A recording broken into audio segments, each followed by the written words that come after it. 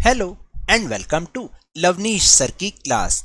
This is Directorate of Education GNCT of Delhi's worksheet number 35 and it is only for class 10 students. It has taken from the subject Social Science Political Democracy यानी कि Democratic Politics.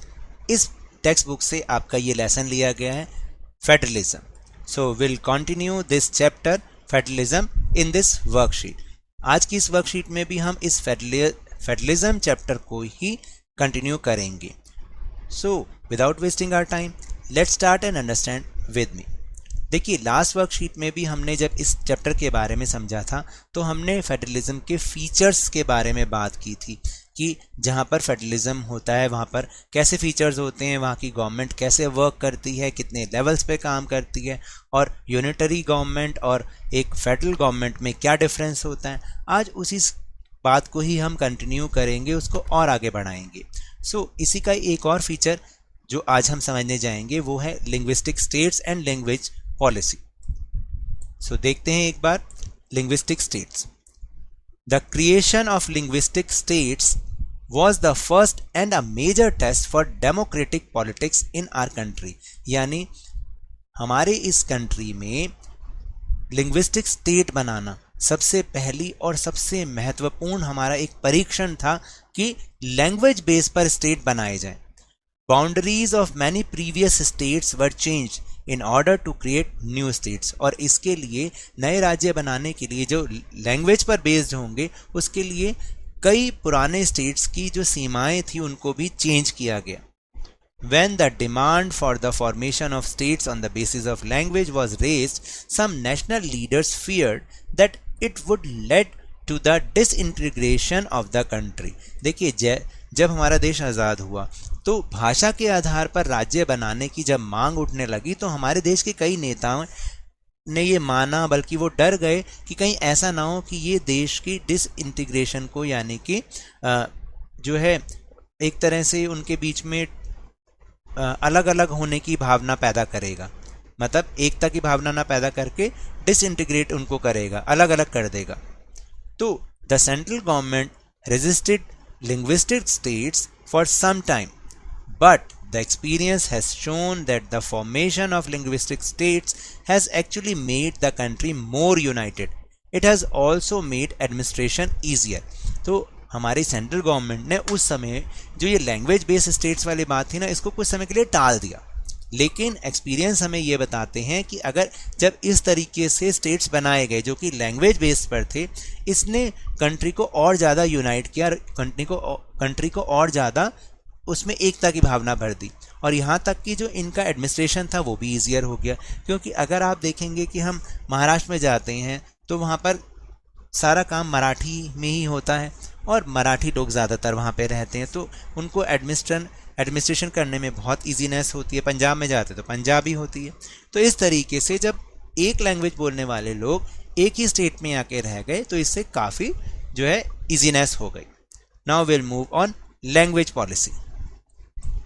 Language policy, a second test for Indian federation is the language policy. देखिए, क्योंकि आप सब जानते हैं, हम सब जानते हैं कि इंडिया में डिफरेंट लैंग्वेज स्पोकन पर्सन्स रहते हैं और ऐसे में अगर किसी की भी लैंग्वेज को प्रेफरेंस ना दी जाए कॉन्स्टिट्यूशन के थ्रू तो वहीं पर ही मुश्किल शुरू हो जाएगी. तो ये एक बहुत बड़ा सेकंड टेस्ट था इंडियन फेडरेशन के लिए लैंग्वेज पॉलिसी को डिसाइड करना.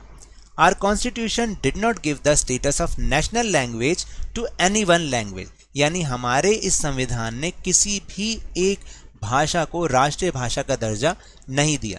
Hindi was identified as the official language. देखिए, हिंदी को नेशनल लैंग्वेज ना करके बल्कि उसे ऑफिशियल लैंग्वेज बनाया गया, राजभाषा बनाया गया.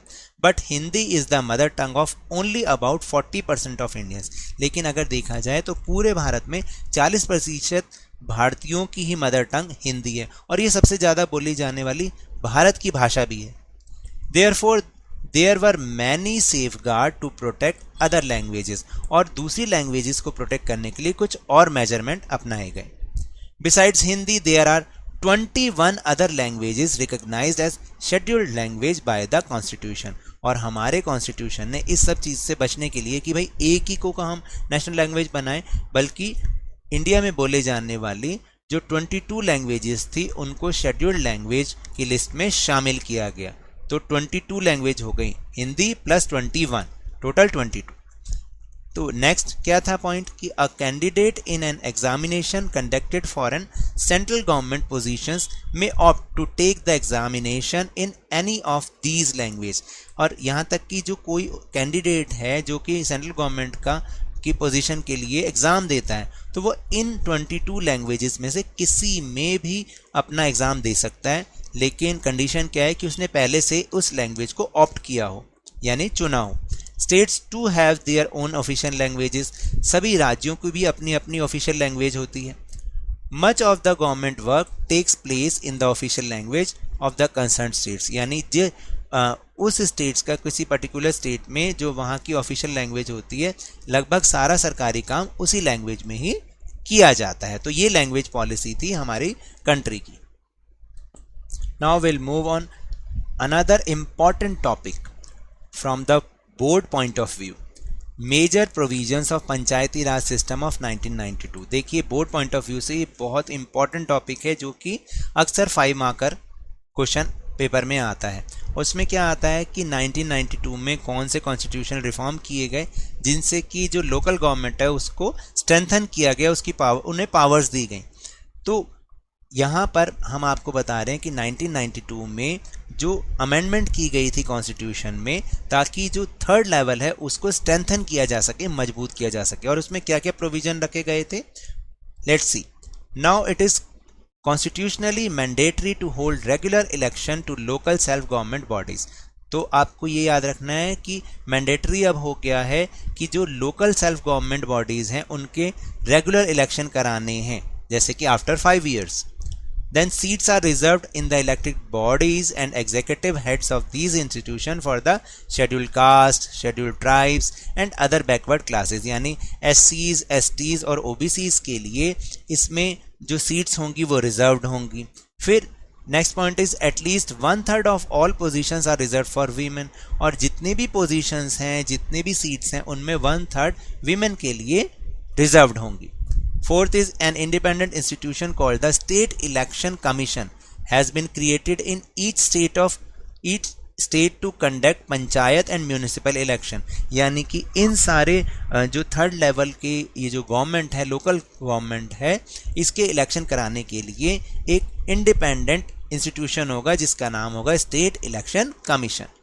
फिर the state governments are required to share some powers and revenue with local bodies.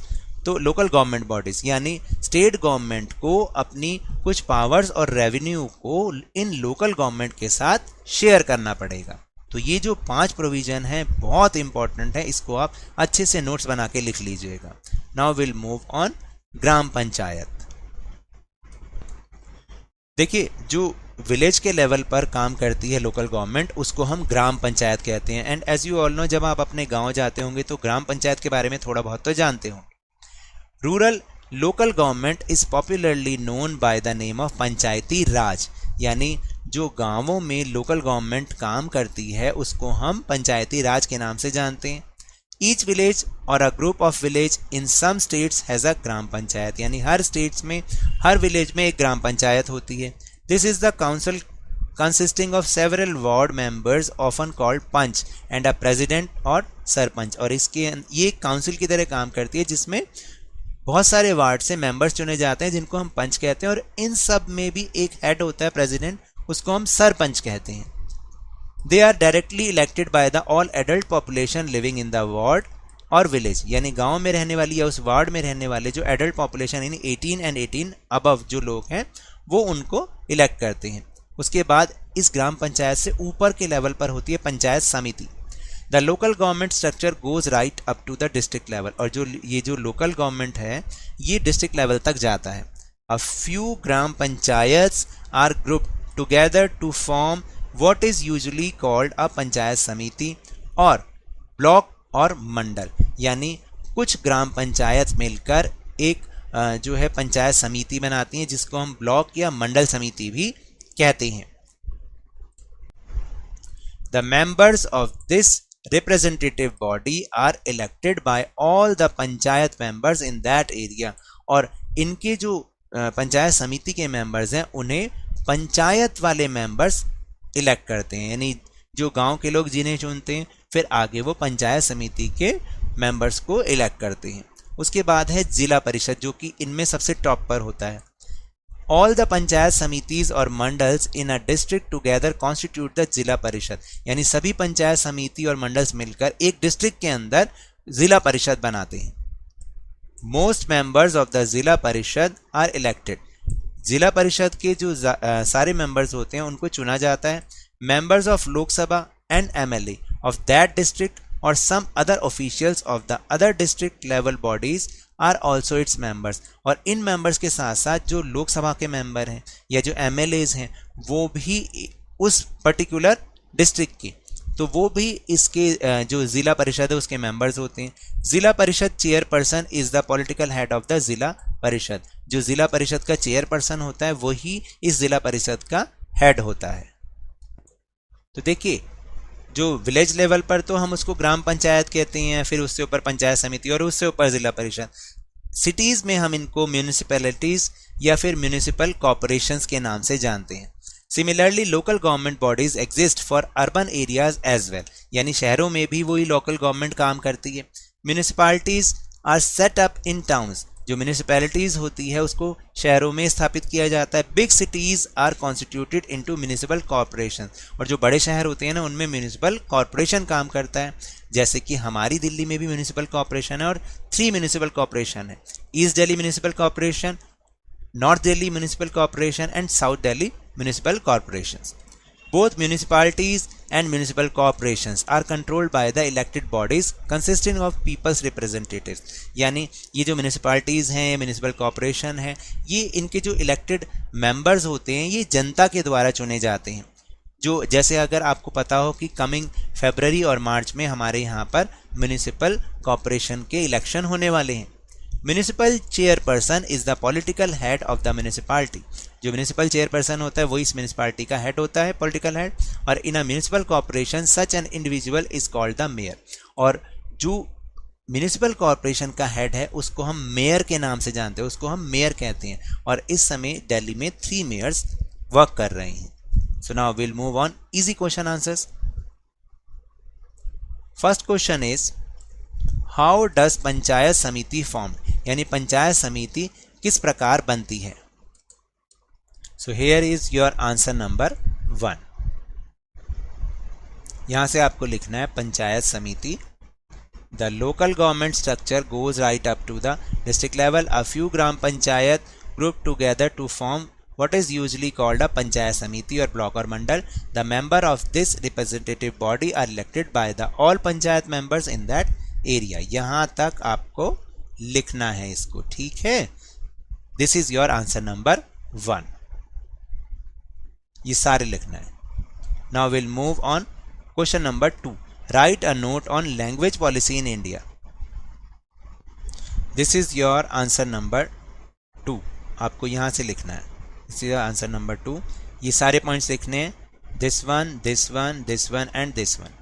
ये सारा आपका क्वेश्चन नंबर 2 है, इसको as it is point wise ही हमें लिखना है। सो टेलीग्राम ऐप पर भी हमने अपना चैनल लवनीश सर की क्लास बनाया है, जिसका लिंक आपको इस वीडियो के डिस्क्रिप्शन बॉक्स में मिल जाएगा, जहां पर मैंने लिखा है कि ज्वाइन आवर टेलीग्राम चैनल। तो वहां से आप हमारे चैनल के साथ जुड़िए, टेलीग्राम चैनल के साथ। टेलीग्राम ऐप पर लवनीश सर की क्लास जो चैनल है उसके साथ जुड़ेंगे तो वहाँ पर आपको सारे वीडियोस के लिंक एक साथ मिल जाएंगे, आपको कहीं सर्च करने की ज़रूरत नहीं पड़ेगी। So now that's all for this worksheet. अगर मेरे इस तरह समझाने से अब आपको समझ में आने लगा है तो इस चैनल और वीडियो को लाइक कीजिए, लाइक का बटन दबा दीजिए, शेयर कीजिए, और अगर आप नए हैं तो सब्सक्राइब भी कर लीजिए ताकि आपको नोटिफिकेशंस मिलती रहें। But remember, when ever you will go outside please wear your mask, और जब भी आपकी टर्न आए कोरोना की वैक्सीनेशन ज़रूर लगवाएं, क्योंकि कोरोना को हराना है और ज़िंदगी को एक बार फिर से सुहाना बनाना है। इसी उम्मीद के साथ थैंक यू वेरी मच।